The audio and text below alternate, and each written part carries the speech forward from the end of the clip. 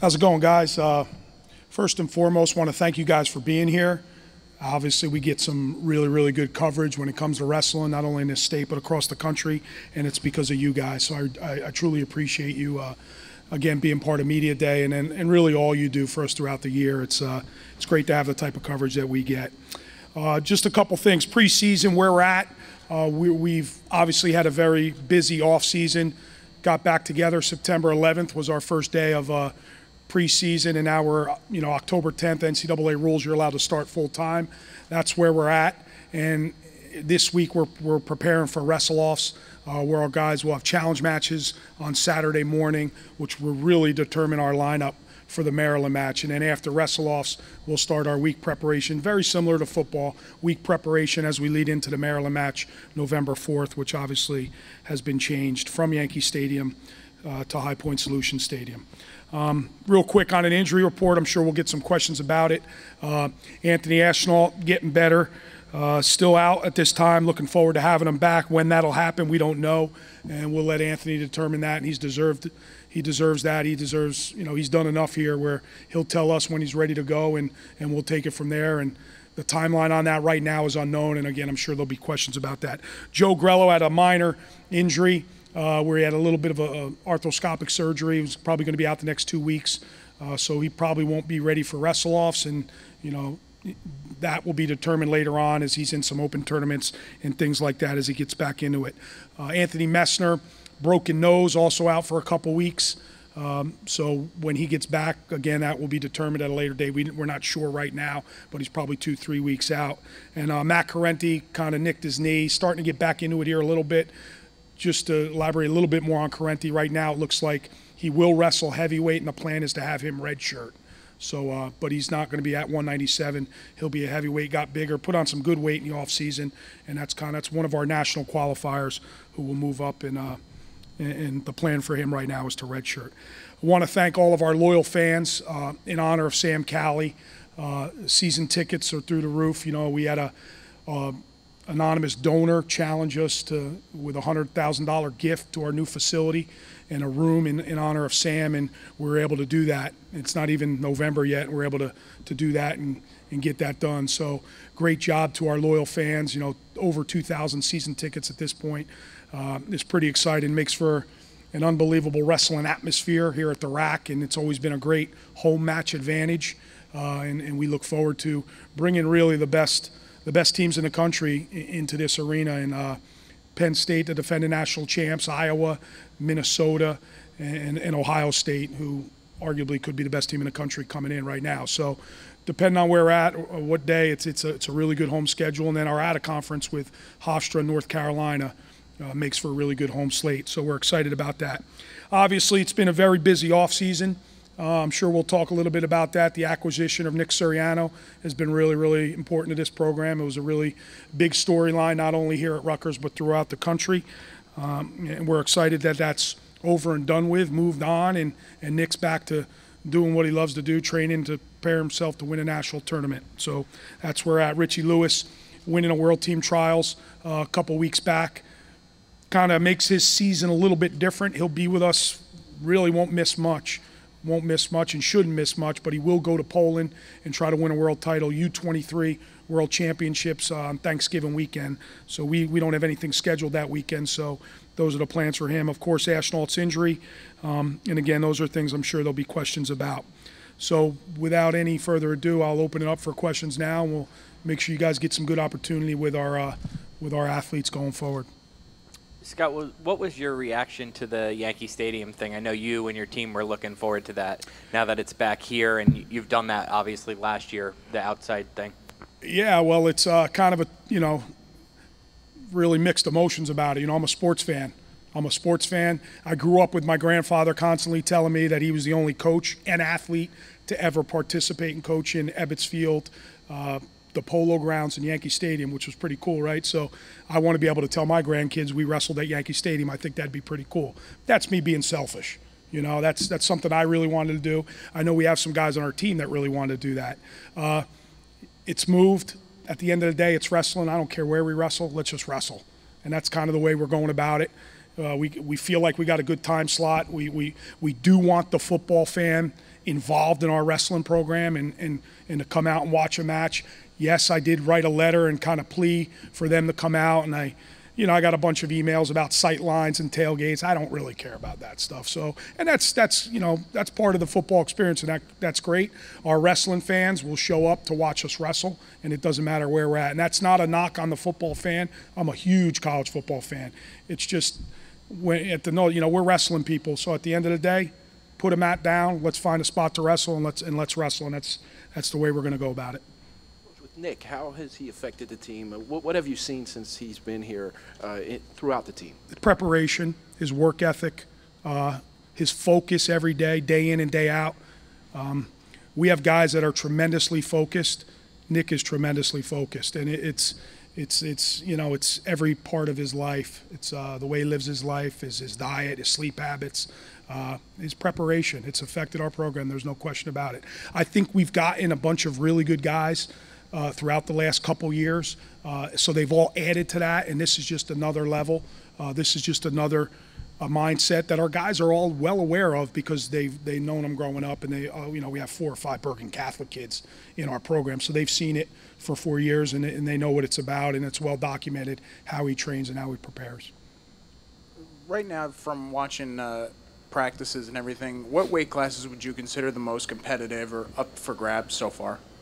Well, I think that's a good question. So I think we all talked about our depth, and I don't know if there's, to be honest with you, there's some depth in some weight classes, but there's not a tremendous amount of depth where your backup or your third guy, where they've won at the highest level. So it's a little bit different this year. I would say, probably 141 is a pretty deep weight for us, but without Anthony starting, we have a really good kid in Mikey Van Brill who's being pushed by Pete Lipari. So there's some really good depth at that weight. There's not much at 49, 57. There's not much at 65. Johnny Van Brill who's here today is a national qualifier, and then there's a really good redshirt freshman who we think could have a good career, but he's never won. Brett Donner's never been in that lineup or has never won at the highest level. So we have some good kids, but we're thin in some spots. We don't really have a backup 84-pounder. We have one guy right now at 97 if we had to start the season today. Ralph Normandy has been in our program for a long time at heavyweight. Rajan's really our starter right now, and Ralph's never really wrestled at the highest level. So there's not much depth there, and there's not much depth throughout the course of our lineup. I think from our top-tier guy, we can compete and wrestle with anybody in the country. But we all know it's a long season. It probably spans, 4 or 5 months, whatever the case might be.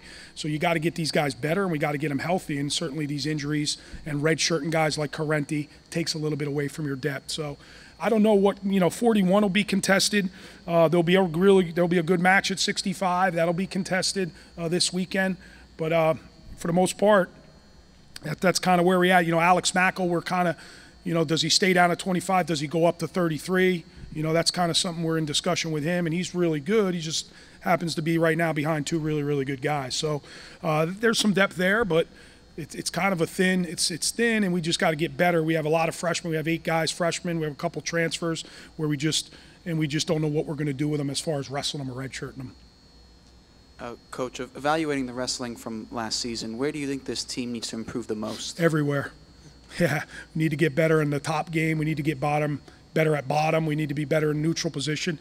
Match tactics. It's a new team, so it's a little bit different. It's something we put a lot of time in, match tactics and match strategy, knowing where you are in the mat and with certain time left on the clock, when to ride somebody out, when to cut somebody loose. All that stuff is really, really important and vital to having a successful season from an individual standpoint and a team standpoint. And it never ends. As a coach and a staff, we don't ever think we're doing enough, but you just, again, it's constant dialogue and communication with your athletes and what do they need more of. And for some, it's top. It's wrestling on top. For some, it's getting off the bottom. I can tell you, the freshmen, it's just normal. They're always struggling to get off the bottom. So, but all those areas are just stuff we'll continue to work on. And I think our staff does a really good job of making sure all areas are covered. Scott, obviously, I'm not telling you anything you don't know. There's big expectations outside the program for you guys. It was such a big deal when you got 2 All-Americans in the same year 2 years ago. Now you've done it twice. Is Is it fair to say the expectation is 3, 4, 5, a top 10 team finish? What are the team expectations? Yeah, I think that's the expectation. You know, I don't want to sit here and tell you exactly what I think we want to do. I think we keep that in-house, our goal, our team goals. There's a lot of expectations from fans, from wrestling people, from our team, and that's a good thing. That's a good thing. I don't know why you'd ever want to be involved in this if there's not expectations placed on you and your program. So we get that. I feel that outside noise. I worry about that a little bit too. Sometimes people are telling you how good you are, and you forget what it takes to really be good. So I don't think that's happened yet, but I just don't. And you'll talk to some of our guys, and they're going to be excited about this team. They're going to be excited about Suriano. They're going to be excited about Richie. They're going to be excited about this lineup and what we have, you know, the ability of the lineup that we could put out. But a lot of things have to happen for us to really achieve what we want to achieve at the end of the year. But, yeah, I'm sure the expectations are multiple All-Americans, a national champ or two, and our guys, they believe in that, and that's something we try to keep in-house as much as possible. I'm not going to say we're going to win a national title. I've made that mistake before. I'm not doing that right now, and I'm not even going to say we're going to win a team trophy. I'm going to say we're going to be in the thick of it, and we're going to wrestle our tails off. We're going to do things right along the way, and hopefully at the end of the year, the last 3 days of March, the Block R is being represented on Saturday, and that's the goal for all these guys that are sitting here, and I know those are the expectations from a lot of our fans. Coach, you mentioned RVision. How has he developed through the offseason? Well, Rajan's gotten a lot better.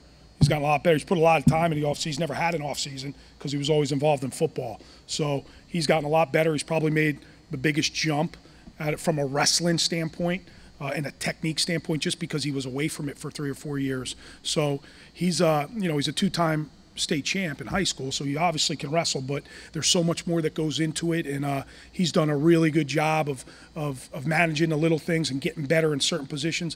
And this isn't to say heavyweights aren't unbelievably active, because the best guys the best wrestler in the world is the heavyweight from Ohio State, right? He's the best wrestler in the world, and he's active.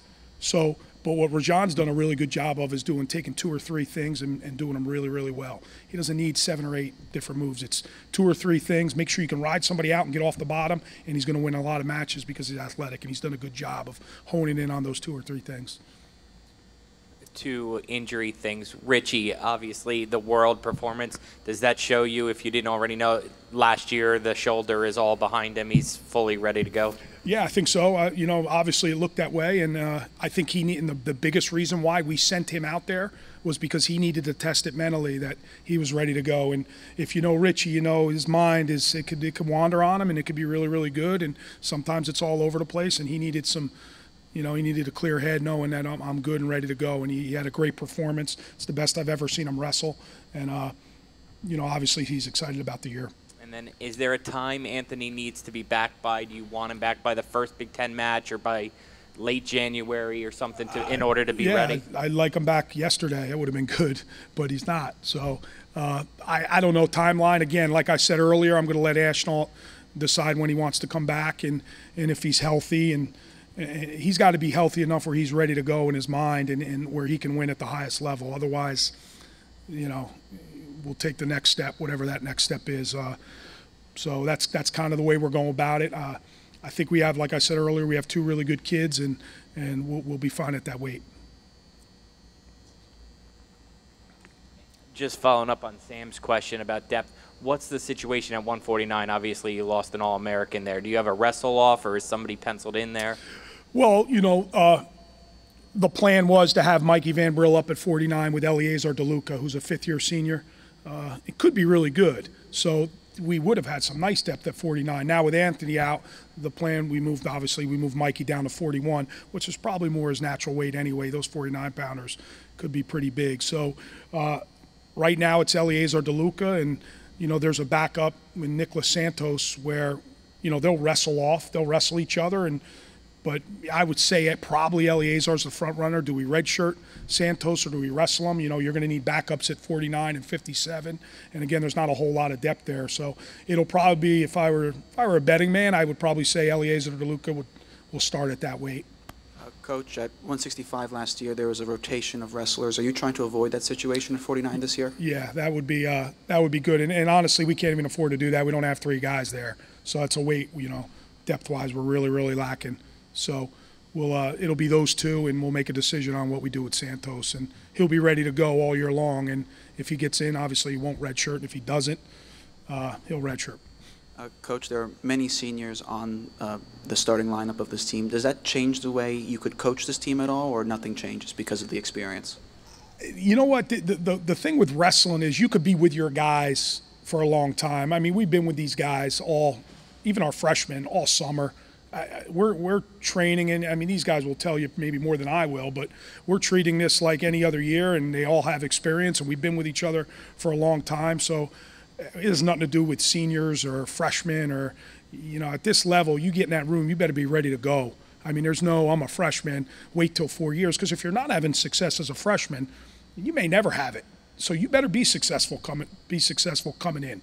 And that's, I mean, if you're winning matches, that's great. But if you're getting your head beat in, it's hard to ever come back from that. So we don't ever treat it like a senior and a freshman. These guys who are freshmen are committed to this thing and really want to succeed at the highest level. They better be with us year round and training year round, obviously within the rules. So it has nothing to do with seniors we have on our team or anything like that.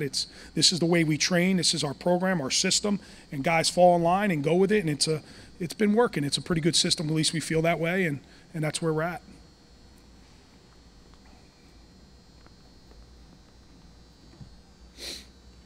Coach, the projected 197-pound wrestler is going to be Kevin Mulligan. He redshirted last year. Can you just talk about his improvement from last season? How did that redshirt help his wrestling? Yeah, I think he had a good redshirt year.